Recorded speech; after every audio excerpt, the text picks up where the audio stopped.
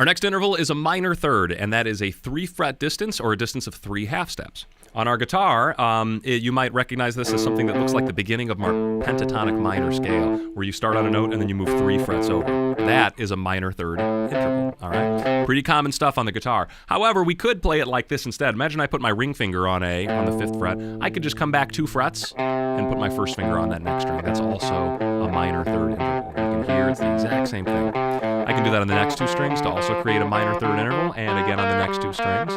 When I'm on the 3rd and 2nd string, I can just do these 2 frets. That would be my 5th fret and my 4th fret. I like to go back that 1 half step. And then again on the first 2 strings, I've got my ring finger and my first finger. That gives me my minor third interval. All right?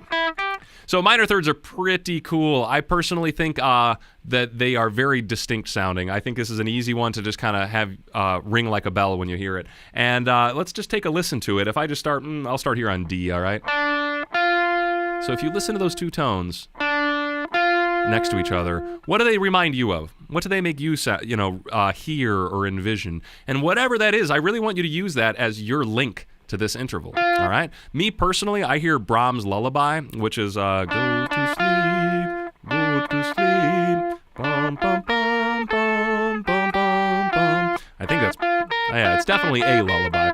But I hear that minor third distinctly almost every time as that lullaby sound. It's very soft, it's very smooth. I just think it's a fairly pleasing interval all around. But it does actually have some rock characteristics. So I want to talk a little bit about some of the songs you may have heard that start off with a minor third. Probably the most famous example is like the first song you ever learned, Smoke on the Water, starts off with a minor third interval. It goes from the 0 fret to the 3rd fret. All right, 0, 3, 5.